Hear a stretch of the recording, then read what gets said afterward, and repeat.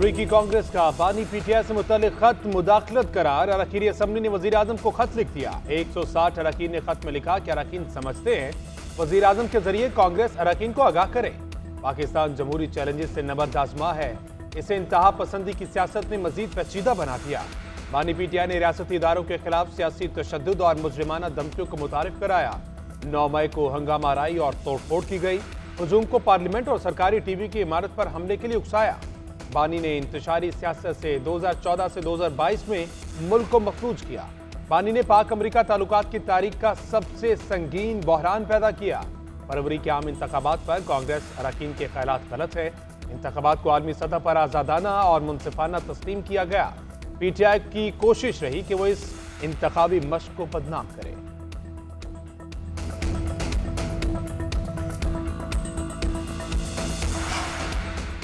बरादर ममालिक के साथ दोस्ताना और इक्तसादी शराकतदारी में वसअत का मिशन। वज़ीर आज़म शहबाज शरीफ की कतरी हम मनसब शेख मोहम्मद बिन अब्दुर्रहमान अल सानी से मुलाकात। तिजारत, सरमायाकारी, तवानाई और सकाफती तबादलों पर तबादला ख्याल। वज़ीर आज़म ने पाकिस्तान की इक्तसादी तरक्की में कतर के ताउन को सराहा। मुसलसल हिमायत पर शुक्रिया अदा किया। वज़ीर आज़म अमीर कतर से मुलाकात करेंगे। कतर बिजनेस में एसोसिएशन की मुलाकात भी शेड्यूल। कतर म्यूजियम में मंजर आर्ट एग्जीबिशन का इफ्तिताह करेंगे। नुमाइश पाकिस्तान के आर्ट और फन तामीरात से मुतल्लिक है।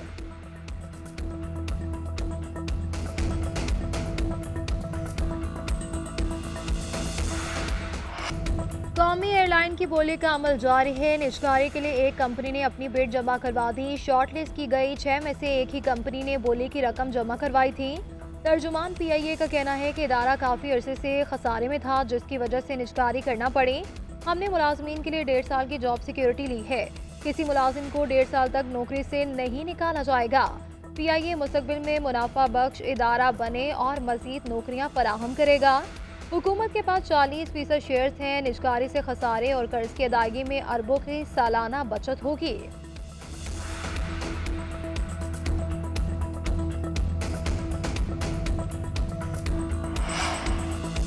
कौमी एयरलाइन के कितने असासे और कितनी जिम्मेदारियां, तफसीलात सामने आ गई। पीआईए के 152 अरब रुपए के असासाजात हैं। जहाज, रूट्स और दीगर असासाजात शामिल। इस्लामाबाद, स्कर्दू, मुल्तान, ग्वादर समेत मुख्तलिफ इलाकों में दफातर और वेयर हाउस समेत 26 असासों की मालिक। हाउसिंग सोसाइटी, 2 बंगले, 1 कनाल, 28 मरले का फार्म हाउस और कराची में 200 एकड़ अराजी भी शामिल। मजमूई रॉयल्टी 200 अरब रुपए बनती है। मुख्तलिफ मद में 16 से 17 अरब वसूल करना है।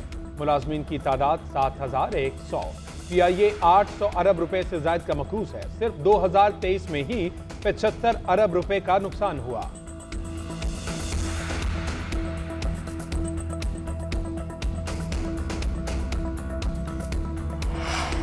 बानी पीटीआई को जेल मैनुअल के मुताबिक तमाम सहूलियात फराहम की जाएं। इस्लामाबाद हाई कोर्ट ने हुक्म जारी कर दिया। शुएब शाहीन ने इस्तदा की कि अदालत बयान हल्फी लेके मुलाकातों पर पाबंदी नहीं लगेगी।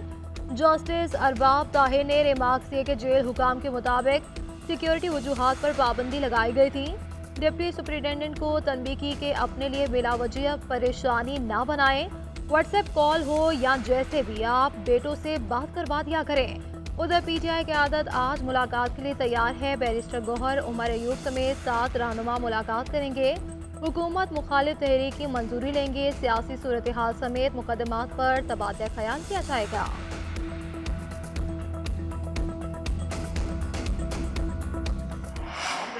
होना है, अपने फैसले खुद करने हैं। इस मुल्क में अगर आप हकीकी आजादी मांगते हैं, अपना वो हक मांगते हैं जो आईने दिया है आपको, तो आपको जेलों में डाला जाता है, आप पर जुल्म किया जाता है, आप पर जेल एफआईआर की जाती है, आप पे जबर किया जाता है। तो हकीकी आजादी की जरूरत इसलिए है कि हमने एक ऐसा निजाम बनाना है कि पाकिस्तान के आईन की पासदारी हो। हमारी ये जंग जारी है और ये इंशाल्लाह जंग जारी रहेगी और इंशाल्लाह हम ये जंग जीतेंगे। फैसला कुन जंग का वक्त करीब है। हकीकी आज़ादी के लिए जंग जारी है और रहेगी। कौम और नस्लों की आज़ादी की जंग जीत कर ही रहेंगे। वज़ीर आला खैबर पख्तूनख्वा अली अमीन गंडापुर का नारा कहते हैं, समझ आ गई कि शराफत, इज्जत और कानून के मुताबिक हक नहीं मिलता। आइन के मुताबिक हक मांगने पर जेलों में डाला जाता है। हकीकी आज़ादी मांगने की वजह से आज बानी पीटीआई जेल में है। हमें मजबूर किया जा रहा है। उम्मीद है पहले ही फैसला हो जाएगा। इनकलाब लाए बगैर मसाइल हल नहीं होते। इस मर्तबा निकलेंगे तो घरों में बताकर निकलेंगे कि वापस ना आए तो हमारे जनाजे पढ़ लेना।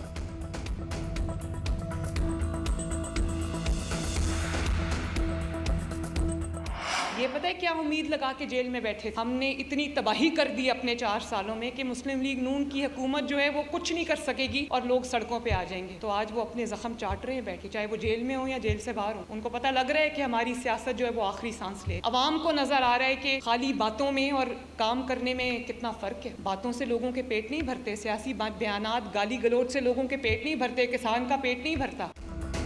हमारे मुखालफिन को जला दो, मार दो, बदतमीजी और बदतहसीबी के सिवा कुछ नहीं आता। लड़ाई झगड़ा, फितना और फसाद फैलाने की साजिश की जा रही थी।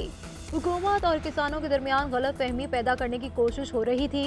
ये हुकूमत में है या बाहर, इनका यही काम है। वज़ीर आला पंजाब मरियम नवाज शरीफ ने मुखालफिन को आड़े हाथों ले लिया। तकरीब से खिताब करते हुए बोले कि इनकी कारकर्दगी सिफर है, सिवाय इल्जामात के कोई काम नहीं। पंजाब हुकूमत किसानों के लिए इक़दाम कर रही है। कल ग्रीन ट्रैक्टर की पहली कुरानंदाज़ी होगी।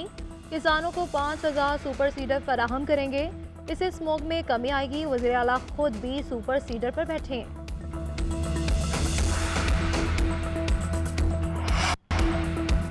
माजी में जज साहिबान को एतमाद में लेकर कई लोगों ने मनमानी की। हर जज बुरा नहीं था, कई जजेस ने बहुत अच्छा काम भी किया।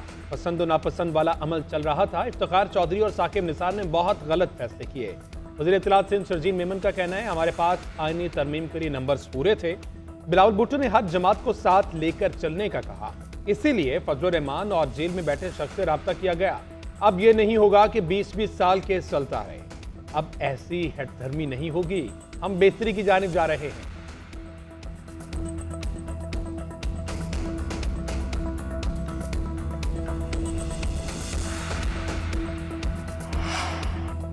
पेट्रोलियम मसनूआत पर आवाम को रिलीफ मिलने का इम्कान है। आइंदा 15 रोज की नई कीमतों का तयन आज होगा। पेट्रोल 5 रुपये और डीजल 3 रुपये फी लीटर सस्ता होने का इम्कान है। पेट्रोलियम मसनूआत की कीमतों का तयन आलमी मार्केट की कीमतों के मुताबिक होगा। ओगरा की जानिब से कीमतों के तयन की समरी आज वफाकी हुकूमत को भिजवाई जाएगी। वज़ीर ख़जाना की मुशावरत से वज़ीर आज़म नई कीमतों की हतमी मंजूरी देंगे।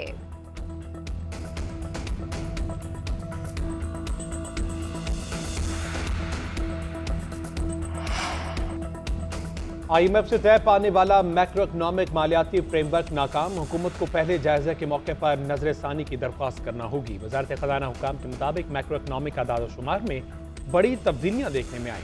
पहली तिमाही के दौरान नामियाती नमो की शरह में भी तब्दीली हुई। ज़राए के मुताबिक FBR के लिए टैक्स में 321 अरब रुपए की कमी का इम्कान। लार्ज स्केल मैन्युफैक्चरिंग की तयशुदा शरह नमो 3.5% से गिरकर 1.3% पर आ गई। GDP की शरह 3.5% से कम करके 3% कर दी गई। दूसरी तिमाही में 230 अरब के शॉर्टफॉल का खदशा है।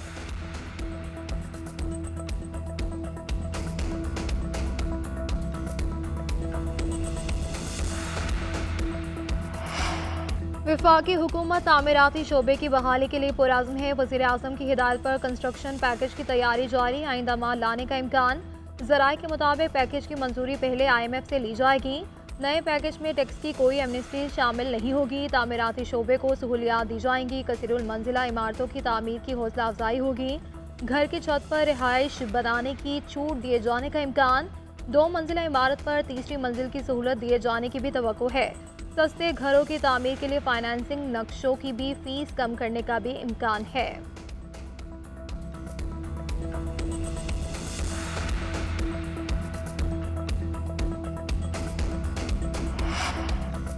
इनकम टैक्स गोशवारे जमा कराने की आज आखिरी तारीख। मजीद तौसी न किए जाने का इम्कान। FBR के मुताबिक अब तक 48,78,000 से ज्यादा रिटर्न जमा हो चुकी।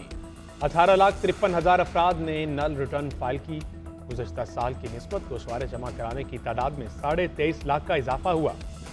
गुज़श्ता माली साल इसी अरसे के दौरान 25,29,000 गोशवारे जमा हुए थे।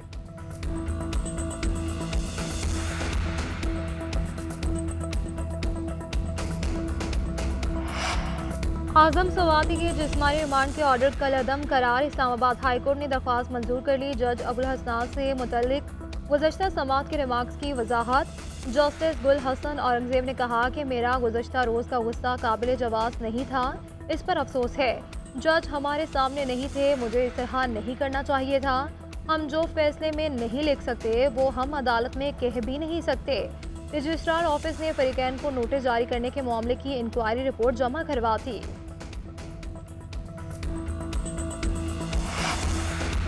इमान मजारी और उनके शौहर का जिस्मानी रिमांड कलअदम। इस्लामाबाद हाईकोर्ट ने जुडिशल रिमांड पर जेल भेज दिया। इस्तेदाद दहशतगर्दी अदालत ने जिस्मानी रिमांड के फैसले में ठोस वजूहात बयान नहीं की। उधर दोनों के खिलाफ एक और मुकदमा दर्ज।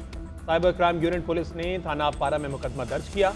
एफआईआर के मुताबिक मुलजिम बादिन नजर में अपने पास आहनी मौका होने का इंकशाफ किया था, जिसे गाड़ी की सीट के नीचे से बरामद किया गया।